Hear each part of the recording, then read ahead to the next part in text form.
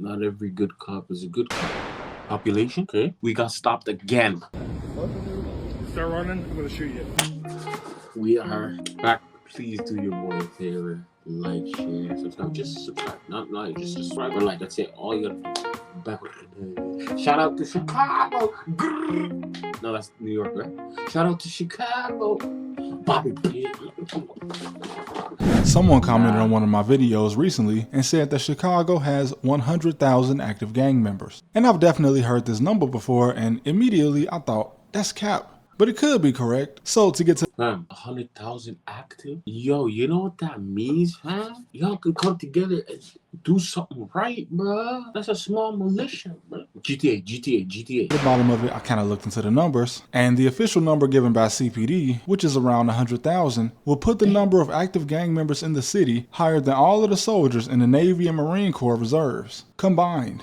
And okay, let's talk about this. So in a bad year, like a very active and dangerous year, Chicago experiences 700 murders. And obviously all of them are not gang related. It's a huge city where unsolved crimes happen in every neighborhood. And I will argue the gang members Nah. Sorry about it so fast. Bruh, this has got to stop. Bruh. We're losing the youngest. That's why we can't even have, you know, the population, okay? You know, this color could be more. Our color could be a little bit more if you don't kill each other, nigga. You know? We will be, I don't know. Just saying, come on now. are probably murdered more than anybody else, but 700 is only 0.7% of 100,000. And since every murder is not gang related, that would mean less than 0.7% of gang members die each year. Which is in stark contrast to what most people believe, as there's a common misconception that Chicago is just shooting all day, all night, all over the city. Clearly that's not true. And someone told me I was capping when I said that less than 10% of the city was gang related, since people outside of Chicago would just argue that anyone who lives in the hood is a gang member. But Chicago has a population of 2.7 million. So if there are 100,000 gang members, and this number is correct, that means that only 3% of the city is in gangs. Now take into account what I've said in past videos, that it only takes one psychopath to run up the murder rate in a neighborhood. But 100,000 is still a number that leaves me a bit skeptical. And here's why. Now first off, I'll say that the Chicago police are heavily overworked and probably overstretched. These guys are riding around Chicago with serious PTSD. Like, you want to see a 1,000-yard stare? Go to Inglewood and look at the first police car that rides past you, and I promise you will get the meanest mug you have ever gotten in your life. Want help? Who? You. Start running, I'm gonna shoot you. Start running. You just see, I got you on camera saying you gonna shoot me. I remember walking down 68th and Loomis, which is in the Nah, bro. Let me just hear what he said. Did he really say? Start running, I'm gonna shoot you. Yo, this is the time. Look, listen. When I got stopped for drinking and driving, with me and my partner, a Mexican dude I was working with, hilarious. You know, the cop looked at me in the eye. And he knew we were drunk. He looked at us in the eye, walked to the back, started laughing with the other cop. Came back and said, "All right, drive these ladies home safe," right? We looked at it. We're like, "All right." We looked at each other. We're like, "What the hell?" That's what happened. You'll never believe this, bro. You're not gonna believe this. So we switched. Okay, he started driving. I'm in the passenger. After we dropped him off, bro, we got stopped again. We're running a expired registry. Okay, beating up car. The doors bent. Everything. Doors half open. Like it can't even close fully. We're in a brown van. Anyways, long story short, we got stopped again. He calls it out. You can hear it in the radio as he's coming up. We just stopped him, right? You can hear it. They're like, same thing. Registration, same story. Give the same story. And then, you know what we said? The first time I said, I'm sober, he's drunk, and they're drunk, I'm just driving them safe. The second time, as we said that he was sober and I'm drunk, bro, he goes to the back, and you can hear them laughing over the radio. Same thing. Drive home safely, bro. But see these cops like this, they just... Start running. You just see, I got you on camera saying you gonna shoot me. I remember walking down 68th and Loomis, I'm not saying it's a good idea to drink and drive, by the way. GTA. which is in the heart of what is normally known as a pretty dangerous area, and I have never seen a cop just stare at me while driving, not even looking at the road, bro, just genuinely looking at me like he wanted to kill me. I was just on my way to get some snacks or something from the gas station. I was in high school and it was a summer break. They don't do this in every neighborhood. Like the neighborhood that I'm from, they might be a little aggressive, but the police in Inglewood are different. So to be fair to the Chicago police, I'm gonna look at this from the angle that the number is inflated and that Chicago actually has less gang members than are reported. And I'm gonna look at it from the angle that this 100,000 number is correct and if the number is even higher. The reason I'm a skeptic of this 100,000 number is because, and I'm not sure if they do this in other cities, but obviously my New York people know about stop and frisk. So you can't just own a gun in Chicago, at least without permits. And as a teenager, you definitely can't have one at all. So it's pretty simple. When you live in the hood, if you're walking with 3 or more friends, as you would normally do as a teenager, the police, whether they're uniformed or undercover, will hop out the cars as fast as they can and say, get up against the fucking wall. And they'll just pat you down, and if you have no gun, they'll go on their way. But sometimes they talk and reveal things that you probably wouldn't know. For instance, one of the many times this happened to me, the police asked us if we were associated with whatever the closest clique was to where we got stopped. And obviously we say no. But one time I remember a cop telling us that we were in the gang database as part of a gang that we had no association with. Like the specific clique they told us we were a part of wasn't even our age. It was a group of guys that were a few grades below us and not even people that we had been seen with in public or people that we hung with in private. But since they got our IDs every time they stopped and searched us and we were walking on the block near a known hangout of this certain clique, which is literally... That would be crazy, bro. Now they're making up freaking new gangs like in elementary school, preschool, whatever. In little school, man. Little kindergartens, man. They come little kindergartens coming up with gangs. Nah, bro. Shit is wild, bro. We can't do this to our people, bro. Obviously, there's some corruption going on. Obviously, they are told to do this to go bother. You know, I wanted to be a police officer. I was about to go. I did 2 years, about to graduate. I didn't go through it with it. I didn't want, because all this shit is just ticket these motherfuckers. Make sure you have paperwork. Make sure you're working. You don't even need to look for murderers, bro. You can just ticket motherfuckers. This guy's giving us money, so he should have more stripes on his sleeve. That's literally what it is. It's not protect and serve, bro. It's literally just we need to pay these buildings. You see these buildings? They need to pay for just a block. The Chicago police had us all listed as gang members. Just imagine if the FBI actually did their job in the city and brought a RICO against that gang. We would have got picked up too. Like, damn, bro. My mom lives around the corner. I was 17. Where the hell else was I supposed to walk? And ironically, the gang that was our age in that area actually did get picked up on a RICO.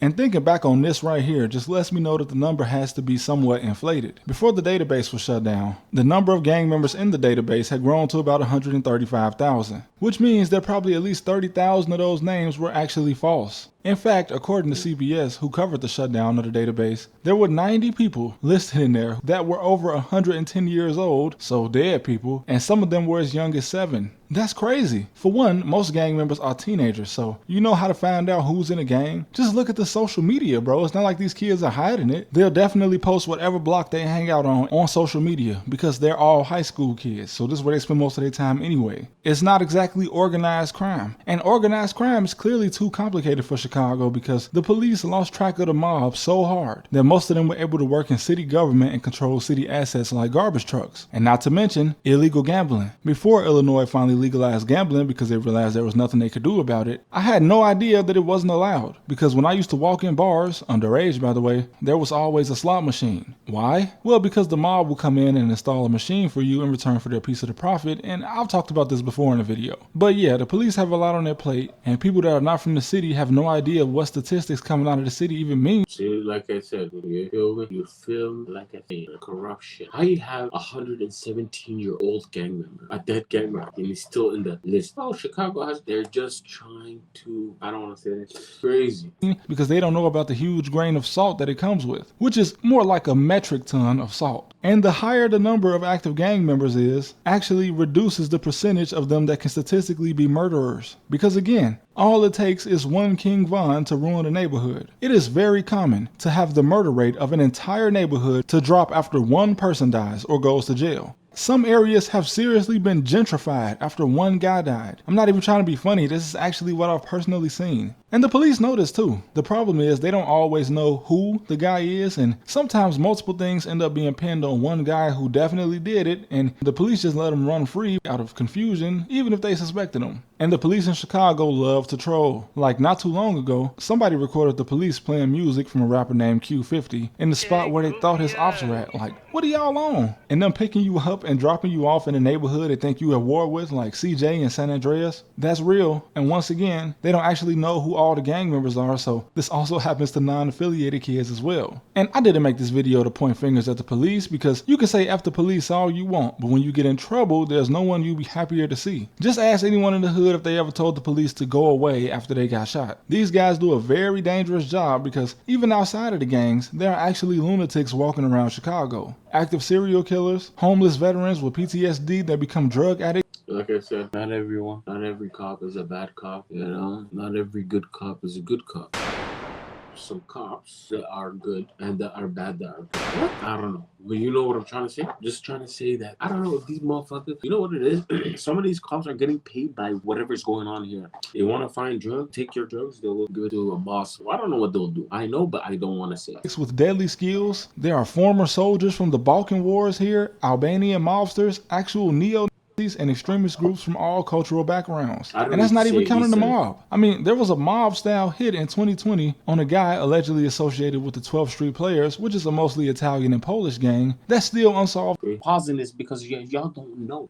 I know. You know it's up. If there's bigger players around this motherfucker. All you hear is teenagers, but you don't know what's going on in the background. You don't realize what the bigger picture is, bro. That's what I'm saying. They have this unsolved. How? How did they have this unsolved? Like I said, the police are getting paid under the table to put it under the rug, you know? Today. But many people suspect that it was the Chicago outfit that killed him. The Chicago outfit being the same mob that was run by Al Capone 100 years ago. Meaning that all the mob associates in the city are not decrepit old men as some people think. Because I don't think an 81-year-old man was responsible for this. Okay, so now we can try the argument that the Chicago police are right and there may actually be at least 100,000 gang members, maybe even more. Now, aside from the gangs that have rappers and interviews on social media, we'd have to take into account the guys that move in secret, guys that the database probably wouldn't account for. So, we have areas of the city that have been strongholds for international gangs. Chinatown, it's been a hotspot for criminal enterprises for over 100 years, including major drug trafficking way back, and a little over a decade ago, the boss of a fraud ring was indicted by the FBI after it was discovered that he not only provided more than 7,000 people with fraudulent documents and fake social security numbers, but these fake documents allowed people, most likely from China, to obtain legal identification in Illinois with the help of at least 200 different bribes he paid to employees of the Secretary of State's office. Now, this man, Junyun Zhang, was the boss of a large and well-connected fraud ring that, in true Chicago fashion, had city and state government in their pocket. And aside from underground illegal casinos, I'm sure that some of this is still going on today. And moving on to a little bit further north in the city, according to the 2023 transcript of a case that ended in a mistrial, Gene Casano and Giacomo Gaglione, who are mob associates in Chicago, have been wiretapped by the FBI since 2016 in an attempt to build cases against the Elmwood Park faction of the Chicago mob, as well as the Grand Avenue Street faction. Not only were these guys accused of extorting, loan sharking, and arranging beatings for people who owed them money, but they were also, of course, involved in illegal gambling rings, as well as getting protection money from a woman who essentially put together Diddy parties on the west side. Jessica Nesbitt is a madam, which essentially means that she manages a fleet of prostitutes, and she even had a client list with 9,000 people in it. And this client list included lawyers, police officers, and government employees. But the paperwork also alleges, like I said, that these mob guys are also into several legitimate businesses as well. And the woman, despite being found guilty, was only sentenced to 2 years of probation, and as usual, the client list just didn't matter. And I don't think Big Gino was beating anyone himself, so there has to be younger guys working under him. But of course there are. There's a hierarchy. See, maybe he's gonna make. I didn't watch this video, like I said. Everything I say is he's gonna say it because I'm watching it like this. You know what you know these Italian bosses, the mafia, I don't know, you probably guys heard this before, but the mafia, the Italian bosses, whatever, Serbian, Russian bosses, Chinese, you know what they all have? They all have structure when it comes to their business. They have structure, they have a lawyer, they have this, that. They got everything, man. I'm not saying, I'm just gonna leave it at that. That's why they could walk away so easily. Now, like I said, his case ended in a mistrial because that's what the mob does. They beat cases. But if you have my point is, like, you know, when they get money from whatever their business is about, they invest invest it into their business because they want to accumulate more money.